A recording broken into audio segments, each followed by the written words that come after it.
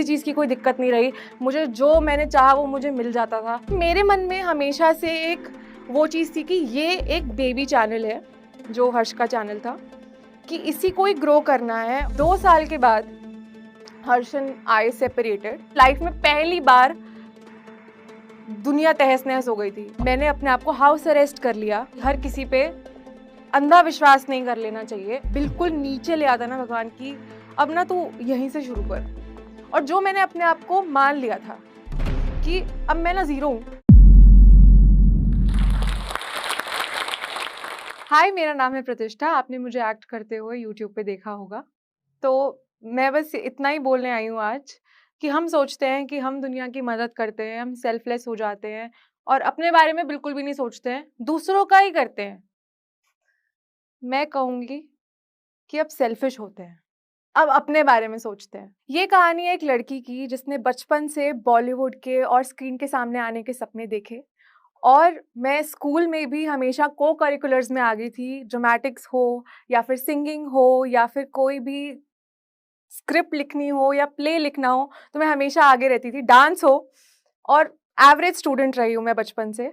But हमेशा अंदर मन में ये होता था कि कब वो दिन आएगा जब मैं एक बड़ी स्क्रीन के सामने अपने आप को देखूँगी और कब लोग मुझे देखेंगे। तो जब मैं कॉलेज में गई, मैंने पहले IP college for women Delhi university में एडमिशन लिया था और वो भी बहुत ऐसे था कि मुझे एडमिशन नहीं लेना था उस कॉलेज में, but on the spot last time basis पे ले लिया था और मेरा बिल्कुल मन नहीं था। मुझे कुछ एक्टिंग में ही आगे सीखना था, एक्टिंग का ही कुछ आगे करना था।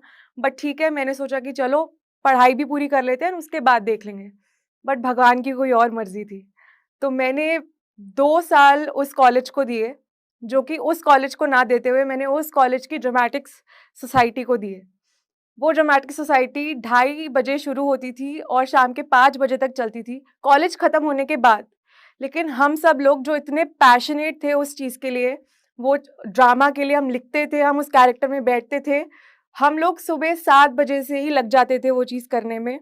बहुत टाइम ऐसा होता था खाना नहीं खाते थे, हम इतने मगन हो जाते थे उस चीज़ में कि हमें इतना मज़ा आ रहा होता था कि हमारा पेट भरा ही होता था, हमें और कुछ सुध-बुध नहीं रहती थी। दूसरे साल में एडमिट कार्ड जब लेने गई तो मेरी अटेंडेंस थी ही नहीं और मैं बहुत डर गई थी कि अब मैं क्या करूँगी? तो मैं बहुत ही काँपते-काँपते घर में गई और मैंने पापा को बिठाया और मैंने उनको बोला कि अब नहीं होगा मुझसे और मुझे जर्नलिज़्म करना है। तो उन्होंने कुछ नहीं बोला, उन्होंने सीधी एक बात बोली कि ये जो बुक्स है ना, उनको फाड़ के फेंक दे, छोड़ दे, कोई नहीं, हम नई शुरुआत करते हैं।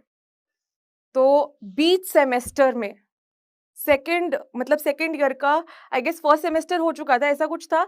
सेकंड सेमेस्टर के बीच में मेरे पापा ने कैसे ना कैसे करके मेरा एडमिशन एक कॉलेज में करा दिया था, जिम्स में। तो जब उस कॉलेज में गई तो उस टाइम पे कॉलेज फेस्ट हुआ करते थे और वहाँ जाने की भी हमें परमिशन नहीं होती थी इतनी, बट एक ऐसा फेस्ट था और बाय चांस की बात है कि उस दिन मैं गई, मैं वैसे ज़्यादा फेस्ट में जाती नहीं थी and I met somebody there and वहाँ पे ऐसा हुआ कि वहाँ से एक चीज़ की शुरुआत हुई जो आज मैं यहाँ पे खड़ी हूँ एंड मुझे नहीं पता था कि इतना अच्छा जेल हो जाऊँगी मैं उस इंसान की वाइब से और हमने साथ में बैठ के चिल करना शुरू करा, हमने एक-दूसरे के इंटरेस्ट्स जाने और ये पता चला जो एक कॉमन सबसे बड़ा इंटरेस्ट था कि उस इंसान को भी एक्टिंग पसंद थी और मुझे भी एक्टिंग पसंद थी और उस टाइम पे मैंने थिएटर भी शुरू कर दिया था। तो मतलब मैं रुकी नहीं, मैंने कहा चलो ठीक है जर्नलिज़्म करना है तो कॉलेज जॉइन कर लिया है। अब इसके साथ-साथ और कैसे मैं अपनी एक्टिंग के पास जा सकती हूँ और कैसे सीख सकती हूँ इस चीज़ को।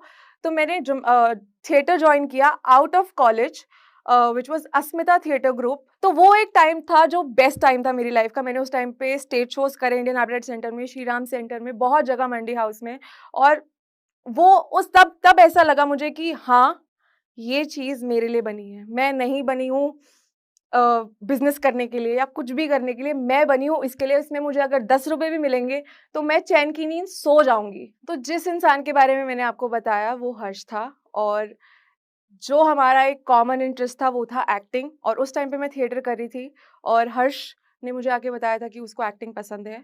तो मैंने उसको एक आइडिया दिया कि भाई तुझे करना चाहिए, मतलब कॉमेडी को ट्राई करना चाहिए, तू फ़नी है। तो उस टाइम पे एक वाइन ऐप आता था जो 6 सेकंड का होता था। उसमें 6 सेकंड की फ़नी वीडियोज़ डालनी होती थी। 6 सेकंड में किसी को हँसाना एक बहुत बड़ी बात है। इंस्टाग्राम पे उस टाइम पे 15 सेकंड की वीडियोज़ डलती थी, तो उसने 15 सेकंड की वीडियोज़ डालनी शुरू करी थी। उस टाइम पे मैं बैकएंड पे ही काम कर रही थी, मैं ज़्यादा आगे नहीं आ रही थी। एक वीडियो थी जिसमें गाड़ी चलानी थी और गर्लफ्रेंड का रोल करना था। तो अभी कोई और लड़की थी नहीं, तो उसने बोला कि यार तू कर लेगी? तो मुझे गाड़ी चलानी नहीं आती है। मैंने कहा मैं कैसे करूँगी? मुझे गाड़ी चलानी भी नहीं आती है, कुछ नहीं आता है। मतलब एक होता है ना कि तुम्हें पता नहीं कि तुम कर पाओगे, नहीं कर पाओगे। वो जो फर्स्ट स्टेप होता है ना कि तुम्हारे पैर काँपते हैं, तुम्हारी बॉडी फ्रीज़ हो जाती है कि अच्छा ये अब सच्ची में हो रहा है या मैं कर पाऊँगी, ठीक है। तुम वो वीडियो करी एंड वहाँ से वो जर्नी 7-8 साल तक चली एंड उस जर्नी के बीच में बहुत चीज़ें सीखी, बहुत ग्रो किया और एक जिस लेवल से 15 सेकंड के लेवल से शुरू किया था, वो 1 घंटे के लेवल पे मतलब किया। तब तक मैंने अपना कोई चैनल नहीं बनाया था, क्योंकि मेरे मन में हमेशा से एक वो चीज़ थी कि ये एक बेबी चैनल है, जो हर्ष का चैनल था। कि इसी को ही ग्रो करना है और इसी में ही सबने अपना 100% देना है और आगे बढ़ना है। मतलब ये चैनल ग्रो करना चाहिए बाय हुक और बाय क्रुक। तो बहुत ऐसे धीरे-धीरे हाइप बढ़ने लगी और राहगीरी होती थी एक टाइम पे दिल्ली में, सीपी में। तो हम ऐसे ही सुबह उठ के सब जाते थे और वहाँ पे गेम्स वगैरह खिलाई जाती थी। तो एक टाइम था कि राहगीरी में बहुत लोग आते थे। दिल्ली की जितना क्राउड होता था सुबह-सुबह बच्चे यूथ मेनली वो आते थे। तो हम ऐसे पूरी 4-5 जने हम जितने भी वीडियोज़ बनाते थे, हम ऐसे ही घूम रहे थे, तो वहाँ पे 10-15 लोग पहली बार लाइफ़ में हमारे आगे-आगे खड़े हो गए थे और वो बस ऐसे कह रहे थे कि आपसे बस बात करनी है, आपसे मिलना है और आपका काम हमें बहुत अच्छा लगता है और आप जो कर रहे हो, वो बहुत अच्छा कर रहे हो। मतलब ये एक ब्लेसिंग से कम नहीं है। ये हमने क्योंकि कभी उस आउटकम को सोचा ही नहीं था कि ये भी हो सकता है। हम सिर्फ़ अपने काम में लगे हुए थे कि हमें ये करना पसंद है। हमें ये पता ही नहीं था कि इतने लोग वो चीज़ से रिलेट कर जाएँगे, इतने लोग अपने जैसा अपना मान लेंगे हमें। तो इससे बड़ी तो कोई ब्लेसिंग ही नहीं थी। तो एप्रिसिएशन धीरे-धीरे बढ़ता गया। फिर उसके बाद हमने पीछे मुड़ के देखा ही नहीं। हमें इतना प्यार दिया आप लोगों ने, इतना प्यार दिया कि वो मतलब मैं सच में इस चीज़ मैं मुझे वर्ड्स ही नहीं है मेरे पास कि मैं क्या बोलूँ। मतलब कभी नहीं सोचा था मैंने कि दिल्ली की एक छोटी-सी लड़की जिसने सोचा था कि वो अपने आप को कभी स्क्रीन पे देखेगी या वो एक्टिंग करेगी, उसने इतने लोगों का प्यार पाया। स्टार्टिंग में एक्चुअली 2 लोग थे, मैं और हर्ष। उसके बाद उसके 2 और लोग जुड़े और फिर उसके बाद और लोग जुड़ते गए, जुड़ते गए, जुड़ते गए। आज अच्छी टीम बनी हुई है एंड फिर यूट्यूब का भी एक तरीके से हाइप उस टाइम पे बढ़ती गई 2018-2019 के टाइम पे। तो मैंने फिर अपना चैनल बनाया था एंड मैंने वहाँ पे सिंगिंग वीडियोज़ डालनी शुरू करी थी पहले। बट फिर मैंने 1 साल बाद वो सिंगिंग वीडियोज़ छोड़ दी थी क्योंकि वहाँ पे कवर सॉन्ग्स में कॉपीराइट लगने लग गया था। तो मुझे समझ नहीं आ रहा था कि मैं क्या करूँ? तो मैंने कहा था कोई नहीं, हम एक चैनल पे काम कर रहे हैं, वहीं पे करते रहेंगे। फिर उसके बाद धीरे-धीरे मुझे आइडिया आया कि कोई गर्ल ओरिएंटेड वीडियोज़ नहीं बना रहा है, तो चलो गर्ल ओरिएंटेड वीडियोज़ बनाते हैं। तो मैंने वो करना शुरू करा। बट मुझे ऐसा लगता है, जो चीज़ मैंने लाइफ़ से सीखी है और मुझे ऐसा लगता है कि कहीं न कहीं इसको मैं बिल्कुल भी बुरा नहीं मानती कि कहीं न कहीं तुम्हें अपने बारे में भी सोचना चाहिए। थोड़ा-सा सेल्फिश हो जाना चाहिए।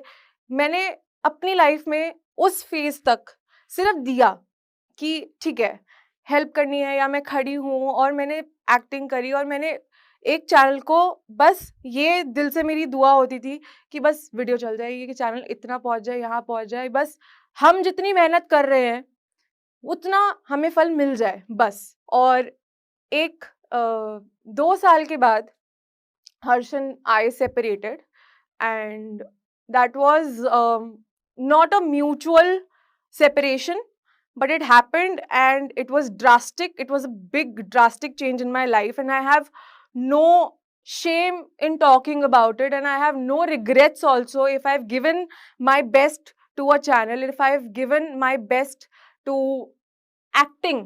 I was just being respectful and honest for acting and I was just being honest with the people that I was working with. मुझे समझ ही नहीं आया था कि ये क्या हुआ।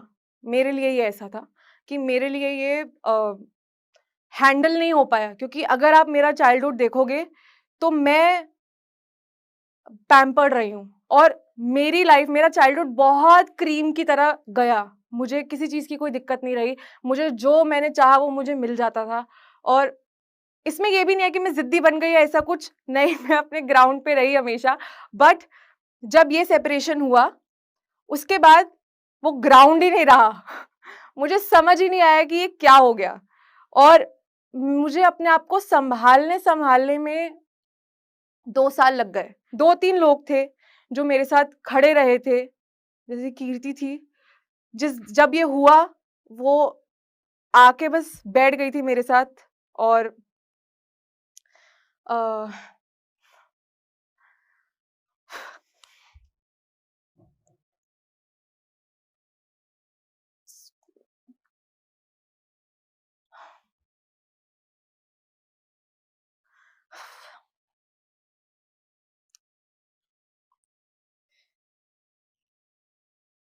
सो जब ये हुआ, ये कहते हैं कि एक इंसान को खोने से ज़्यादा दुःख ये था कि जो 7-8 लोग और थे, जिनके साथ हम काम कर रहे थे, जो एक टीम कम और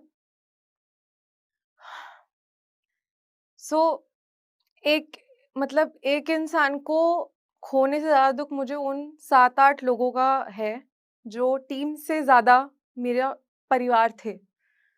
क्योंकि हम जब आप वीडियोज़ बनाते हो और जब आपको 5-6 साल हो जाते हैं, आप साथ में काम करते हो, तो आप कहीं न कहीं इमोशनल कनेक्ट बना लेते हो। और मैं बहुत ज़्यादा इमोशनल और सेंसिटिव रही हूँ हमेशा से, तो मैं बहुत जल्दी अटैच हो जाती हूँ और बहुत धोखे भी खा लेती हूँ। बट ये बहुत बड़ी लर्निंग थी मेरे लिए, जब ये सब हुआ, कि हर किसी पे अंधा विश्वास नहीं कर लेना चाहिए और अपनी ज़िंदगी को अपने हाथ में रख के चलना चाहिए। जब आप अपनी ज़िंदगी की बागडोर किसी और के हाथ में दे दोगे, तो आप तो ड्राइवर रहे नहीं ना अपनी गाड़ी के, तो वो कोई और बंदा ड्राइव करके कहीं भी ले जा सकता है आपको। आप अगर पैसेंजर सीट पे आ गए, तो आपकी ज़िंदगी आपके हाथ में नहीं रही। और ये मुझे मतलब बहुत टाइम ऐसा बाद रियलाइज़ हुआ कि ये जो सब लोग थे जिनसे हम, क्योंकि हम ना प्यार में, दोस्ती में, जो 7-8 जने थे, मैंने कहीं न कहीं हम सबके बीच में प्यार था, वो परिवार था। और आप प्यार में ना सब कुछ करते हो। आप सुख-दुःख, नर्क-स्वर्ग सब देखते हो और आप बस खड़े होते हो एक-दूसरे के लिए। बट जब ये हुआ, तो 2-3 लोग उन 7-8 लोग से मेरे मतलब ऐसा था कि उन्होंने बोला कि हाँ, हम हैं, आप चिंता मत करो, हम हैं। बट असल में कोई नहीं होता है। और यही सबसे बड़ी सच्चाई है इस दुनिया की, कि ये भ्रम है कि आपके साथ कोई है। आपके साथ आप ही हो और आप ही रहोगे, आप ही अकेले आए थे और आप ही अकेले जाओगे। यही सबसे बड़ी सच्चाई है और यही अल्टीमेट ट्रूथ है, जो मुझे 25 साल की उम्र में समझ आया। तो मुझे धीरे-धीरे करके, एक-एक करके सबकी सच्चाई सामने आने लगी और मैं बस वो पीती गई कि अच्छा ठीक है, अच्छा ये भी, ये भी, ये भी। जो मेरे अपने भी मतलब 1-2 दोस्त जो थे, मैं बस बैठती थी, मतलब 6 महीने तो ऐसा होता था कि बस मैं बैठती थी और बस मैं रोती थी। मैं बस निकालती थी। तो फिर उस टाइम पे मैंने सोच लिया था कि लाइफ में थोड़ा-सा सेल्फिश होना भी ज़रूरी है। अपने आप को रखना भी ज़रूरी है। For a bit, for a like 2%, but please keep yourself. Actually 2% नहीं होना चाहिए, वो 100% होना चाहिए। But start with 2%। जिन लोगों को, जो लोग अपने बारे में नहीं सोच पाते हैं, जो लोग सेल्फ लव नहीं कर पाते हैं, ये बात उनके लिए है कि जितना अपने अंदर आँख बंद करके बैठोगे, उतना ही तुम्हें और अपने बारे में पता चलेगा। तो वो एक टाइम था जब मैंने सोचा था कि अब मैं अपने लिए जीऊँगी और मुझे अब जो मैं करना चाहती हूँ ना, मैं अपने बलबूते पे करूँगी, मैं खुद से करूँगी। मेरे साथ कोई नहीं है तो भगवान तो है ना, मेरे साथ गलत हो ही नहीं सकता। जो होगा ना अच्छा ही होगा मेरे साथ। तो उसी 1 साल में, जिस साल में स्टार्टिंग में ही हुआ था, मैं एंड ऑफ दैट ईयर मैं बॉम्बे शिफ्ट हो गई थी।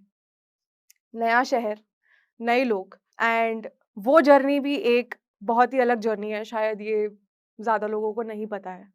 बहुत ही क्लोज़ लोगों को पता है ये चीज़ें, कि बॉम्बे शिफ्ट होने के बाद मैं बहुत ही कॉन्फिडेंस से ऐसे घुसी थी बॉम्बे में कि पैर रखा था मैंने कि अब तो लाइफ चेंज और अब सब अच्छा होगा। बट मैं बॉम्बे गई and for the first 9 months, पहले के 9 महीने मैंने अपने आप को हाउस अरेस्ट कर लिया। मुझे मैं बचपन से बहुत ही एक्सट्रोवर्ट रही थी। मैंने यूट्यूब पे एक्टिंग करी है, मैं एक्टर बनना चाहती थी और मैंने अपने आप को हाउस अरेस्ट कर लिया। मुझे सोशल एंग्जायटी होने लग गई थी। मैं नए लोगों से मिल ही नहीं पाती थी। मतलब अगर कोई मेरे से आके बात भी करता तो मैं काँप जाती थी और मुझे समझ ही नहीं आता था कि क्या बोलूँ? ऐसा हो गया था और मैं खुद से ये सवाल कर रही थी कि तेरे साथ ऐसा क्यों हो रहा है? तू क्यों नहीं बात कर पा रही है? तू तो एक्सट्रोवर्ट होती थी यार, तू क्यों फ़ील कर रही है? तो धीरे-धीरे करके वो 9 महीने जो मैंने काटे हैं वो एक अलग इंट्रोस्पेक्शन जर्नी थी मेरी कि क्या बॉम्बे आना सही था? तो मैंने बहुत मतलब ऐसा अपने आप को, जिसे कहते हैं ना कि झंझोड़ के भगवान ने बिल्कुल नीचे ले आता ना भगवान की, अब ना तू यहीं से शुरू कर। और जो मैंने अपने आप को मान लिया था कि अब मैं ना ज़ीरो हूँ और मुझे ज़ीरो से शुरू करना है। अब मुझे नहीं सोचना है कि मैंने पहले काम कुछ किया है, नहीं किया है, मेरी क्या जर्नी रही है, वो सब छोड़।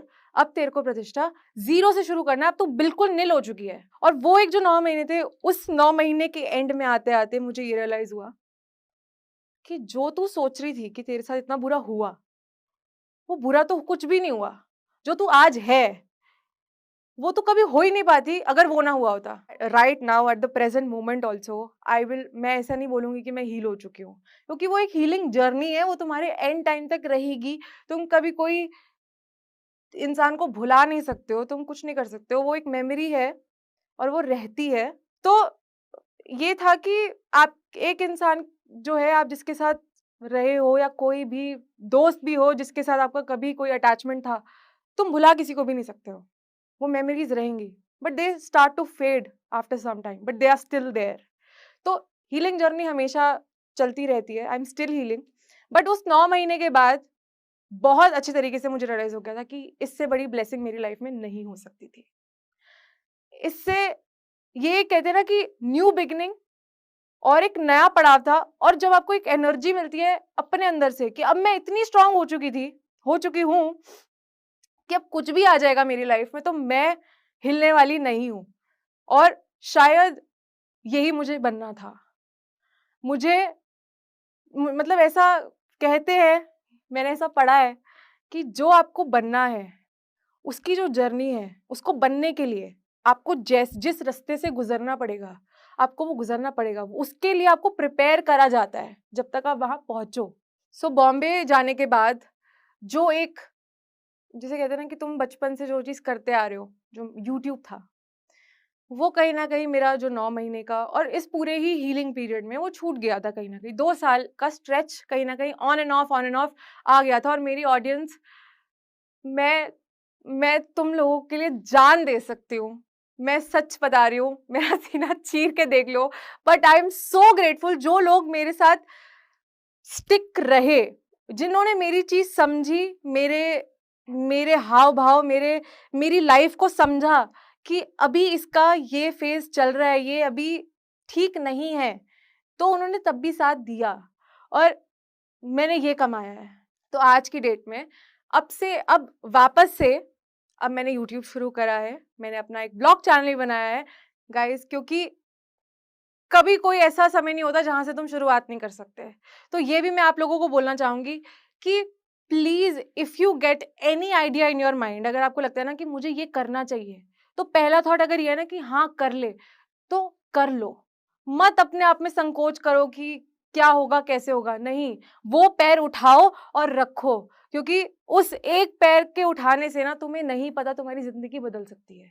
तो ये अपनी लाइफ में सबसे बड़ी चीज़ मैंने सीखी है। और दूसरी चीज़ मैंने ये भी सीखी है, जो एक्चुअली मैंने बहुत ही रिसेंटली सीखी है, अपने पूरे जर्नी को लेकर, कि लाइफ में कितना ही कुछ भी हो जाए, पहाड़ टूट जाए या कुछ भी हो जाए, अगर तुम अपने काम में लगे रहोगे, अगर तुम वो कर्म भूमि नहीं छोड़ोगे ना, तो तुम्हारा दिमाग, तुम्हारे साथ इतना नहीं खेलेगा, जिसको आज हम स्ट्रेस कहते हैं, जिसको आज हम डिप्रेशन कहते हैं। और I have been through it, that's why I am saying, and I support all the people who are you know, जो लोग इस चीज से गुजर रहे हैं, जो जिन लोगों की लाइफ में ये फेजेस चल रहे हैं।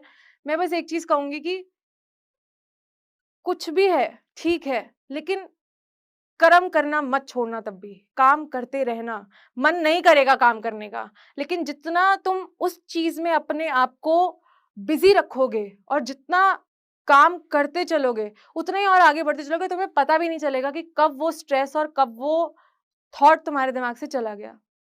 तो अब मैंने वापस से व्लॉग्स और कॉमेडी स्केचेस डालने शुरू करे हैं, and Bombay is also good.